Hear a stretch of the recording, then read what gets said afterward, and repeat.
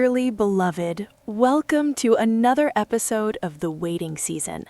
The waiting season is a time when one is molded and refined to become strong.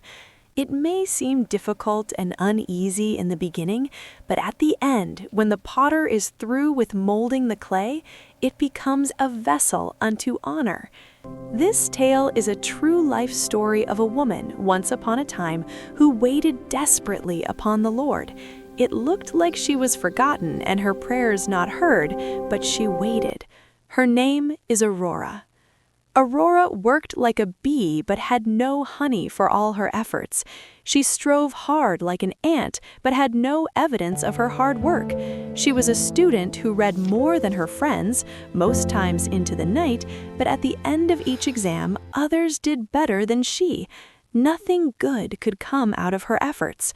She reminds me of the words of Nathanael, who said, "Can anything good come out of Nazareth?" Days turned to weeks and to months and to years, but the cycle persisted. Even in her relationships, her optimistic nature and kind heart didn't bring her a good man. All who came around benefited from her, but never gave back. Indeed, life seemed like nothing good could come out of Nazareth. 100% efforts yielded 1% results, and as seasons and times passed, the tears and questions increased. Anger followed, frustrations increased, and lack of understanding persisted. Why me? It seemed like whatever she laid her hands to do didn't prosper, contrary to the will of God. She knew something was wrong. How can I keep working but see no result? She asked herself. She sought the God of heaven. She prayed without understanding why. She fasted several times in a week, but didn't understand for what reason. Impatience increased. Tears became a routine. It felt normal to keep living in self-pity and constant tears. The expectations of the righteous were not being granted, or so she thought. Life selected those it blessed, and it wasn't fair to her at all. A fateful morning, while the world observed lockdown, Aurora penned down in a book her frustrations as she looked at the hand sanitizer before her. Her parents and siblings will find the note. They will be hurt, but the pain will heal with time. "How long can I keep living like this?" she asked. Even the hand sanitizer bottle didn't know a human desired to empty its contents into her bosom. But "the future won't be seen," a voice whispered. She dropped the bottle. She couldn't bring herself to take in the contents of the bottle.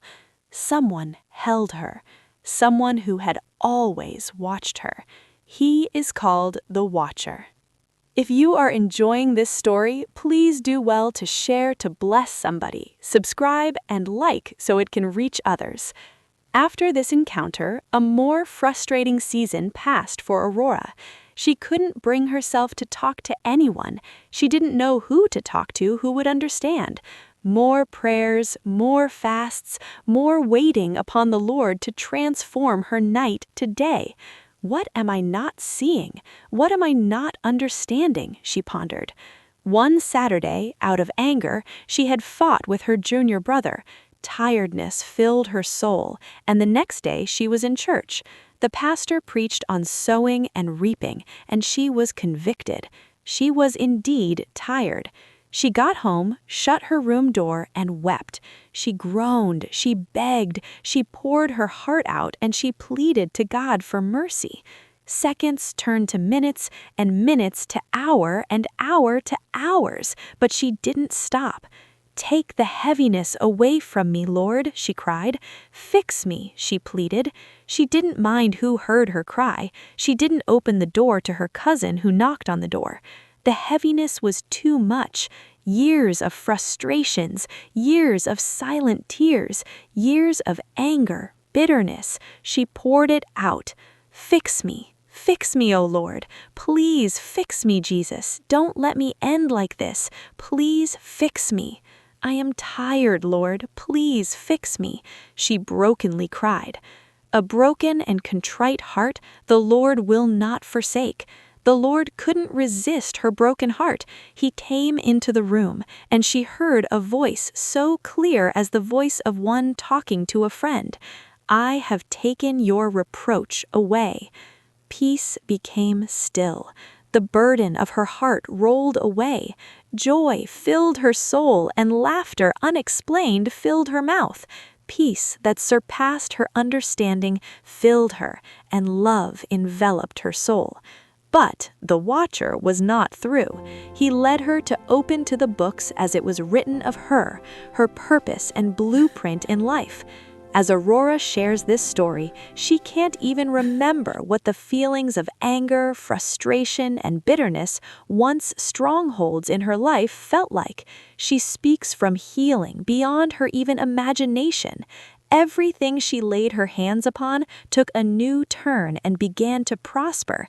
The years of frustration, the years the locust ate, were restored. If you are watching this and you are still in your waiting season, I want you to know this: the silence doesn't mean God has forgotten you. The process is not punishment. You are still being molded. Stay in faith, stay in obedience, and just like Aurora, you too will speak from a place of healing, so complete that you will struggle to remember the pain. If this story has blessed you or reminds you of a season in your life, please leave a comment. If you would love to hear more real-life stories of individuals who have passed through the waiting season, please subscribe, like, and drop a comment.